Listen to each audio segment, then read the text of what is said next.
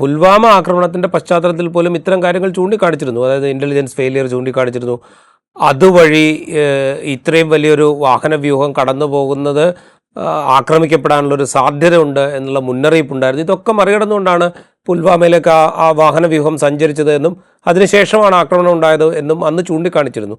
പക്ഷേ അത്തരം ഇൻ്റലിജൻസ് ഫെയിലിയറുകളോ അല്ലെങ്കിൽ മുൻകരുതൽ എടുക്കുന്നതിലുണ്ടായ പാളിച്ചകളോ ഒന്നും നമ്മൾ പിന്നീട് പരിശോധിക്കപ്പെട്ടതായിട്ട് നമ്മുടെ മുമ്പിലില്ല.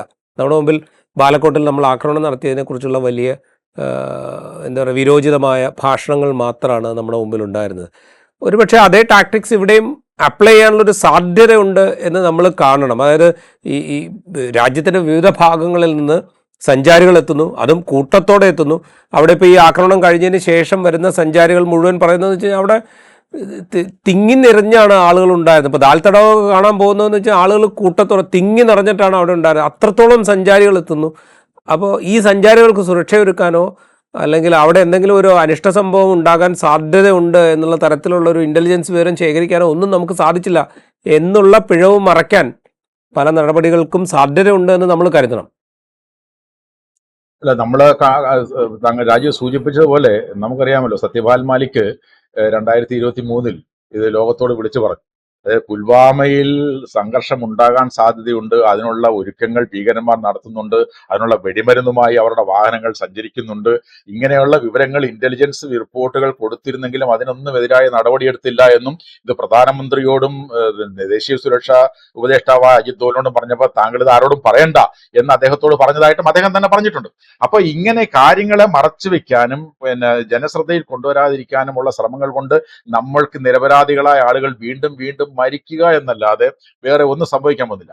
നമ്മൾ വളരെ ഗൗരവമായി ഇത്തരം എവിടെ നമ്മൾ കാണേണ്ട കാര്യം, നമുക്കിപ്പോൾ വളരെയധികം ഒരുപാട് സാങ്കേതിക സംവിധാനങ്ങൾ, അതായത് ക്യാമറകൾ പോലെയുള്ള സംവിധാനങ്ങൾ ഇസ്രായേൽ എന്ന് പറയുന്ന രാഷ്ട്രത്തിൽ നിന്ന് ഇറക്കുമതി ചെയ്യുകയും അങ്ങനെയൊക്കെയുള്ള ആരുടെ മൂവ്മെന്റുകൾ മനസ്സിലാക്കാനുള്ള സംവിധാനം നമ്മുടെ അതിർത്തിയിൽ ഉണ്ടെന്ന് അവകാശപ്പെടുമ്പോൾ പോലും ഇത്രയും പ്രധാനമായിട്ടുള്ള പഹൽഗാം പോലെയുള്ള വൈസരൻ പോലെയുള്ള സ്ഥലത്ത് ഇത്തരം യാതൊരു മെക്കാനിസവും ഉണ്ടായിരുന്നില്ല എന്നും അഥവാ മെക്കാനിസം ഉണ്ടായിരുന്നെങ്കിൽ അതിലൂടെ ഇത്തരം നീക്കങ്ങൾ നടക്കുന്നു തിരിച്ചറിയാനും കഴിയാതിരുന്നത് വളരെ വലിയ ഒരു ഇന്റലിജൻസ് വീഴ്ചയാണ്.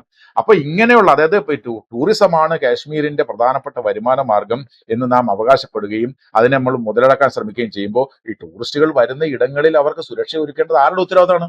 ഉത്തരവാദിത്തം എന്ന് പറഞ്ഞാൽ സംസ്ഥാന ഗവൺമെന്റിന്റെ കയ്യിലല്ല. അത് ഈ പോലീസും സുരക്ഷയും എല്ലാം സെൻട്രൽ ഗവൺമെന്റിന്റെ ഉത്തരവാദിത്തമാണ്.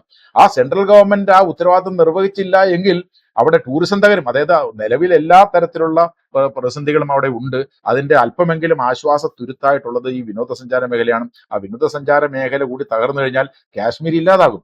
അതുകൊണ്ട് വേണ്ടത്, ഞാൻ ഇവിടെ നേരത്തെ പറഞ്ഞ പോലെ, പാകിസ്ഥാൻ എന്ന് പറയുന്ന രാഷ്ട്രവുമായി നമ്മൾ ഡിപ്ലോമാറ്റ്, അതായത് നമ്മൾക്ക് എടുക്കാൻ കഴിയുന്ന പ്രതികാര നടപടികളെല്ലാം എടുക്കവേ തന്നെ ഡിപ്ലോമാറ്റിക് ആയിട്ട്, അതായത് നമുക്കറിയാം ഈ അമേരിക്കയുടെ ഒരു പഴഞ്ചൊല്ലുണ്ട്, അമേരിക്കയിൽ പഴഞ്ചൊല്ല്. ആ പഴഞ്ചൊല്ല് എന്ന് പറയുന്നത്, നിങ്ങളുടെ കയ്യിൽ ഒരു ചുറ്റികയാണ് ഉള്ളതെങ്കിൽ നിങ്ങൾക്ക് എല്ലാ പ്രശ്നങ്ങളെയും ഒരു ആണിയായി തോന്നാം എന്ന് പറയും. അപ്പൊ എന്ന് പറഞ്ഞ പോലെ എല്ലാ പ്രശ്നങ്ങളെയും നമുക്ക് ഇങ്ങനെ ചുറ്റിക കൊണ്ട് അടിച്ച് അമർത്താൻ പറ്റൂല. അല്ലെങ്കിൽ നമ്മുടെ കയ്യിൽ ആയുധമാണ് കൂടുതൽ ഉള്ളതെങ്കിൽ ആയുധം കൊണ്ട് കാശ്മീരിന്റെ പ്രശ്നമോ അല്ലെങ്കിൽ പാകിസ്ഥാന്റെ ആയിട്ടുള്ള പ്രശ്നമോ അങ്ങനെയുള്ള പ്രശ്നങ്ങളെ നമുക്ക് അവസാനിപ്പിക്കാൻ കഴിയത്തില്ല. ലോകത്ത് ഒരു തെളിവില്ല. അപ്പൊ അതുകൊണ്ട് ഈ പ്രശ്നങ്ങളെ നമ്മൾ സൈനികമായ കരുത്ത് നമ്മൾ ഉപയോഗിക്കുമ്പോൾ തന്നെ ഡിപ്ലോമാറ്റിക് ആയിട്ട് ഈ പ്രശ്നങ്ങളെ പരിഹരിക്കാനുള്ള ശ്രമം ഉണ്ടായില്ലെങ്കിൽ അത് വീണ്ടും വീണ്ടും ഇത് ആവർത്തിച്ചുകൊണ്ടിരിക്കും. കാരണം അതിന്റെ ഏറ്റവും നല്ല തെളിവാണ്. കാരണം ഈ പാകിസ്ഥാൻ എന്ന് പറയുന്ന രാഷ്ട്രത്തെ നമ്മൾ അവഗണിച്ച് ഒതുക്കിയിരിക്കുന്നു, അന്തർദേശീയ തലത്തിൽ ഒറ്റപ്പെടുത്തിയിരിക്കുന്നു. ഞങ്ങൾ ഒറ്റപ്പെട്ടിട്ടില്ല, ഞങ്ങൾക്ക് ചിലത് ചെയ്യാൻ കഴിയും, ഞങ്ങൾക്ക് ഒരു ന്യൂസൻസ് വാല്യൂ ഉണ്ട് എന്ന് തെളിയിക്കുന്നതിന് വേണ്ടിയിട്ടാണ് ഇപ്പോൾ ഈ ആക്രമണം നടത്തിയിരിക്കുന്നത്.